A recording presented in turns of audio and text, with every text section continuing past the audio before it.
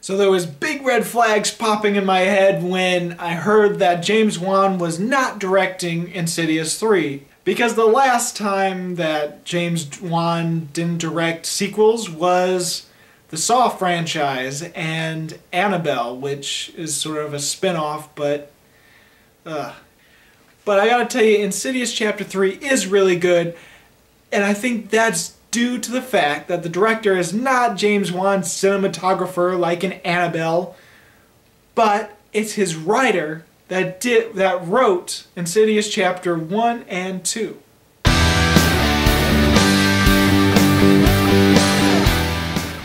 Okay, I know Insidious Chapter 2 left off at a cliffhanger, but Insidious Chapter 3 is actually a prequel.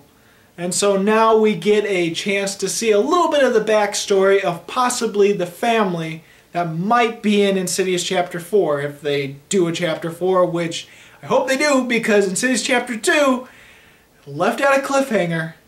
And so what is Insidious Chapter 3 about? Well, it is about this one girl that is trying to contact her mother because her mother is dead and she's living with a single father with a brat of a sibling that she has to deal with.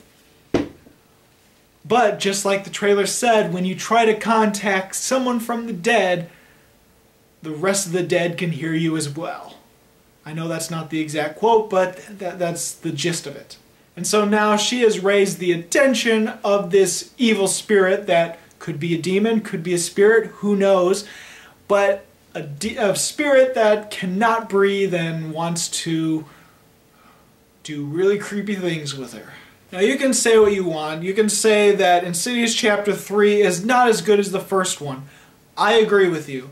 You can maybe even say that Insidious Chapter 3 isn't as good as the second, which I disagree with. But when it comes to all three Insidious movies, I gotta say, Insidious Chapter 3 has the best acting by far. That's not to say the acting wasn't bad in the other two films, but in this one, they're really going for it. And again, that's not to say that everyone in this movie is great acting. In fact, the little brother, I was annoyed with him. I didn't think he did a good he didn't do a good job, but then again, he's a child actor, so child actors are really iffy.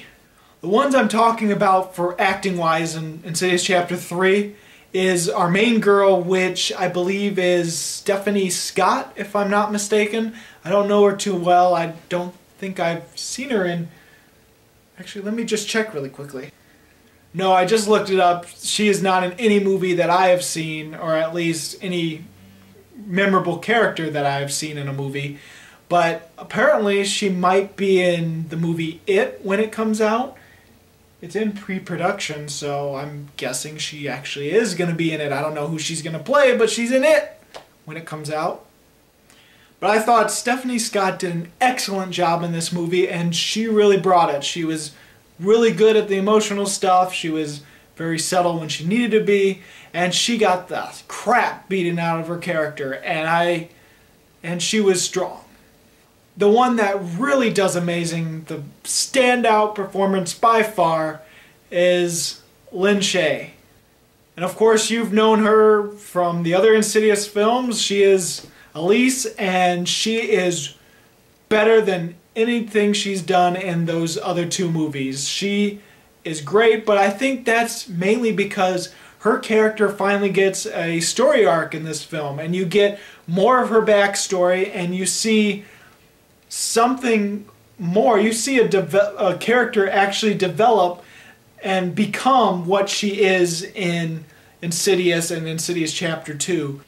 You see her mourning the loss of a husband and this fear that she has that she could die if she uses these powers too much, and it is really great. So with her getting more of a story in this one, I really loved Insidious Chapter 3, especially for the story. And the father in this movie, he was serviceable. There was nothing bad, nothing great about him throughout most of the film. But when it came to the emotional climax of the last act, he was just as good as the other two actresses. So Those three were the standout performances in my mind. Now, even though I like the concept and I like the story, I love the subplots of this movie, I think the story really dragged, or at least it felt a little rushed actually for the first act. Once we got past that first act, it soared and it was great.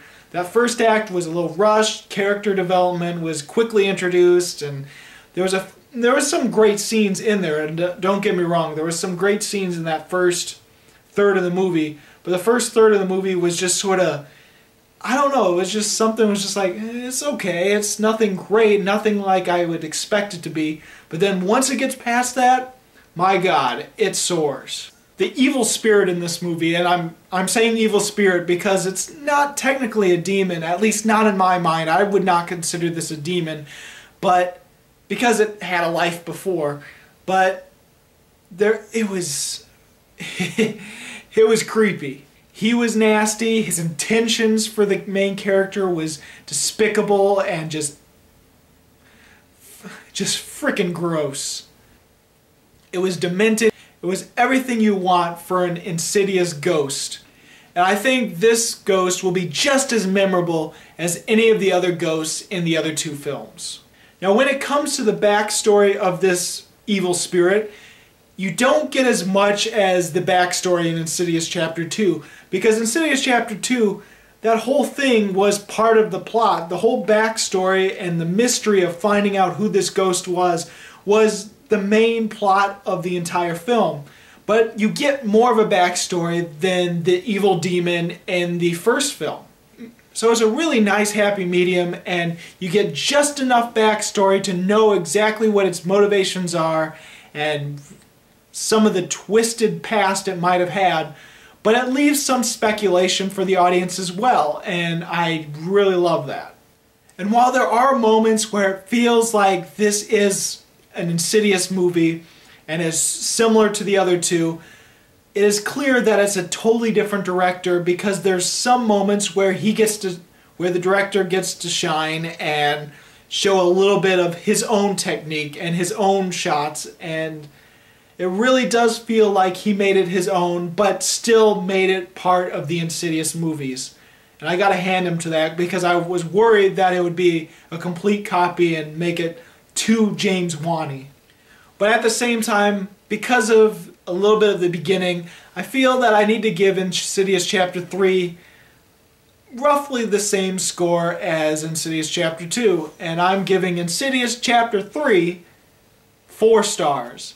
I think it's an excellent horror movie. I think it's really good. It's a very strong entry to the already strong horror trilogy, and I can't wait for Insidious Chapter 4. I'm hoping it happens, because they're better, because if nothing happens after that Insidious Chapter 2 cliffhanger, then it's like, what the hell? So have you seen Insidious Chapter 3? What did you think about it? Go ahead and comment. If you haven't seen it, what is your favorite horror movie? Or better yet, what is your favorite Insidious movie? As always, this is Bruce Gifford, and this was just my opinion.